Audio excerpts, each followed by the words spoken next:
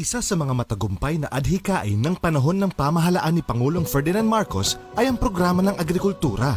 Higit pa sa mga infrastrukturang naipagawa ay ang kabuuang sistema para sa ating mga magsasaka. Pinatatag ng pamahalaang Marcos ang programang libreng patubig para sa mga magsasaka. Mahigit doble ang linaki ng mga lupaing kabilang sa libreng patubig ng gobyerno. Mula 600,000 hectares noong 1965 ay umabot ito ng 1.3 million hectares noong 1980. Ito ay naging pundasyon upang ilunsad ang Masagana 99 program noong 1973, kung saan ang Pilipinas ay naging self-sufficient sa bigas at nagkaroon pa ng kakayahang makapag-export sa mga ibang bansa. Ang IRI or International Rice Research Institute ay naging susi rin upang marating ito. Maraming pag-aaral at pagsusuri ang pinondohan ng gobyerno upang masigurong epektibo at masagana ang ani ng mga magsasaka. Matapos ang produksyon, kasama sa sistema ang maayos na distribusyon. Naitatag ang NFA o National Food Authority upang ma-stabilize ang presyo ng bilihin, kasama na ang bigas. Maaalalang tinaguyod rin ang mga FTI or Food Terminal Incorporated na siyang nagiging bagsakan ng mga produktong pang-agrikultura.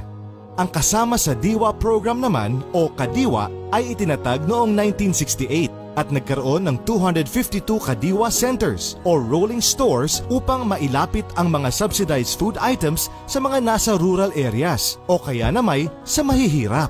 Noong 1980, dahil umabot ng 90 kavans per hectare mula 30 kavans, ang ani ng mga magsasaka naging triple at kung minsay 4 na beses pa ang iniangat ng kita ng bawat magsasaka.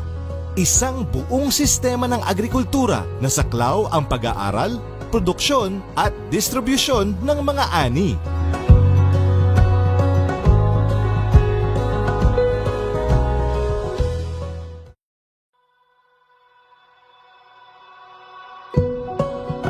Prioridad ng pamahalaan ni Pangulong Ferdinand Marcos ang kapakanan ng ating mga Pilipinong manggagawa.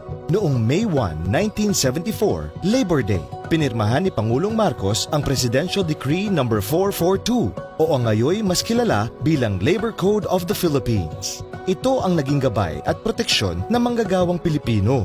Nakasaad rito ang mga patakaran sa hiring at firing ng mga private employees, ang mga tamang haba ng oras ng pagtatrabaho at overtime, mga benepisyo na nararapat matanggap ng mga empleyado, mga tamang working conditions, mga patakaran ng labor unions at guidelines ng collective bargaining, ang karapatan ng mga empleyado na makapaglunsad ng mga strike laban sa kanilang pinagtatrabahuan, at higit sa lahat ang pagkakaroon ng 13th month pay.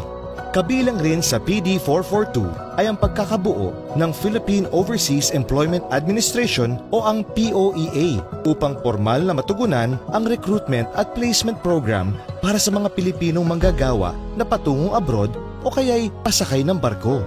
Mula 12,500 noong 1975 ay lumago sa 385,000 noong 1988 ang bilang ng mga overseas Filipino land-based workers, habang ang mga seafarers naman ay umabot ng 86,000 mula 23,500 noong 1975.